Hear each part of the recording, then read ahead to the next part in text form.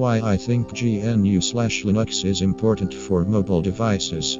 As you are probably aware by now, depending on how much you follow me on here, on Mastodon, on Neighborli, my site, or anywhere else in the free software world, you are probably acutely aware that I am also championing Linux phones and doing my own development on some of my own Linux phone projects. There are so many reasons why I think devices running mainline Linux, like the PinePhone by Pine64 and the Librem 5 by Purism, are so important for mobile choices these days. So much so that I started another website dedicated to covering this very topic, and that site is called FOSSphones. Feel free to check it out if you are interested in the topic. I usually try to cover some of the biggest developments in the world of Linux phones every week on that site. Why not Apple's iOS or Google's Android? The problem with iOS and running Android with Google apps is that these devices are running closed source software that you cannot audit. You have to take the company at its word that the devices aren't doing any sort of spying on you, and as we have learned, history is against these companies when it comes to finding out that our devices compromise our privacy. You have to sign into an account before you can even begin using the device, and in the case of iOS, you can't even download anything from the internet on the device, and every single app you download has to come from one source: the Apple App Store. At least with Android, you do have a bit more of an option.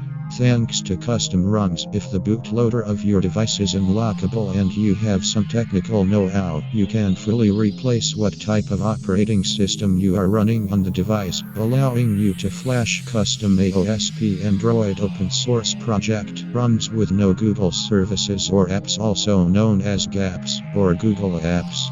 Your choices of ROMs will depend on your device, but you will find most of the popular handsets are covered by custom ROMs such as Lineage OS Resurrection Remix, or another of your choice. With Android devices, you are also free to use your choice of App Store. Don't like Google Play Store? You can use F-Droid, a free and open source app distributor for Android, APK Mirror, or something else entirely. Enter Linux phones.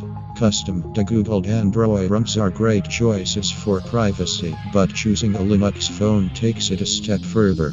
A Linux phone like the PinePhone or the Librem 5 offer you largely the same choice of software as your GNU/Linux desktop operating system, though you should keep in mind that most apps for desktop Linux will not look that great on a Linux phone right now, or even function properly, thanks to not being scaled to the correct sized screen or being optimized for touch.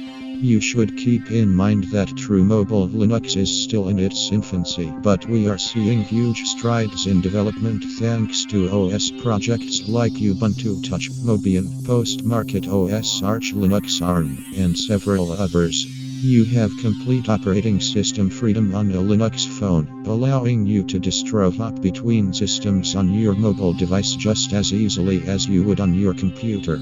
Just swap out the SD card and you are good to go. Another bonus to current Linux phones is their privacy considerations on the hardware front.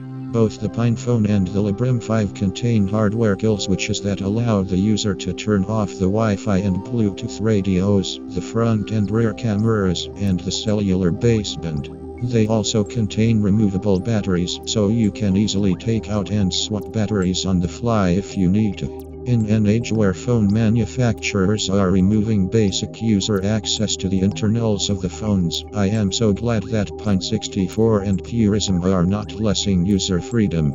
What is the future of Linux phones looking like?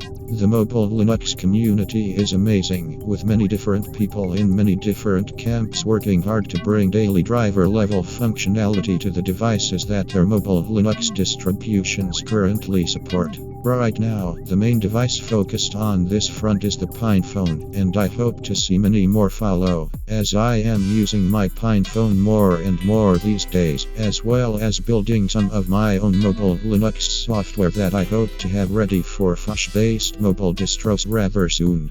I honestly don't see it going anywhere but up, as the community is working together to achieve the vision of solid, stable, and functional mobile Linux distributions. That is one of the other great things about this new phenomenon in the world of mobile phones. While some of the different operating system projects are technically competing against each other, they are also all working on the same vision and the same goal. All of us currently working on building projects, applications, and software for these devices are contributing our own building blocks to the same ivory tower, and I can't wait to continue to see how it goes as time goes on.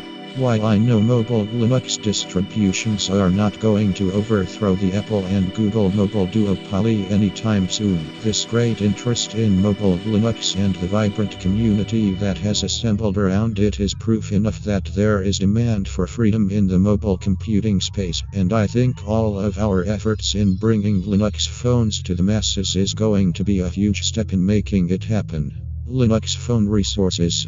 Here are some great resources for learning more about mobile Linux devices, some of the FOSS platforms being built around these devices, and general news regarding this topic. Learn more about Linux phone hardware. Pine64's PinePhone. Purism's Librem 5. Learn about some of the mobile Linux distributions that are making themselves known on the scene. UBports, Ubuntu Touch, bringing the familiar Ubuntu feel to your phone. The popular post-market OS, which aims to bring a 10-year life cycle to smartphones. My favorite, Mobian, a build of Debian for mobile Linux devices. Purism's Pure OS, built for Librem 5. Learn about the Linux phone desktop environments. Purism's FOSS, based on GNOME, KDE's Plasma Mobile, based on KDE's own popular Plasma desktop environment.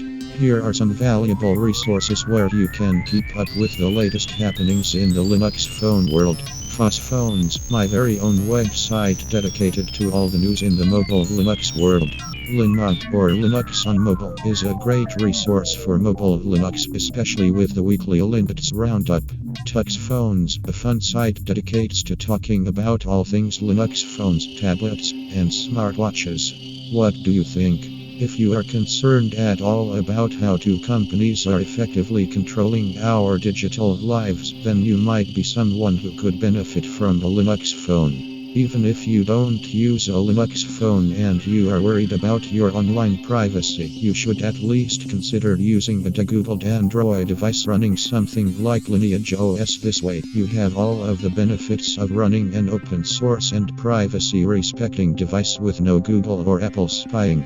You might even find the battery life of your device will improve dramatically without all of that Google services junk running in the background. At the end of the day, while I love my degoogled Android devices and still use them as we continue to see Linux mobile devices reach even higher stages of maturity, I am ready for the day I can fully use my PinePhone as my daily driver.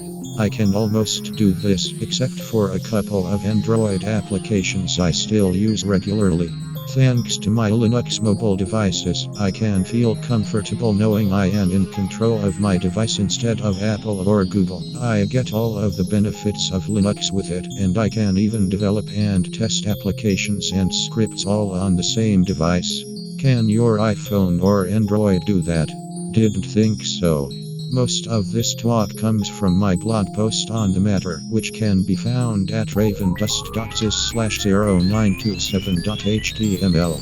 It is covered under the Creative Commons Attribution Share Alike 4.0 International License. You can share it as you see fit. Thank you for continuing to check out my content. I am glad to be able to continue to expand on what I'm working on and the wide world of GNU/Linux through my videos as well as on my own platforms. You can find my video content on Library, YouTube, and on my own video platform at ravendust.xyz/videos.html. Stay safe until next time, my friends.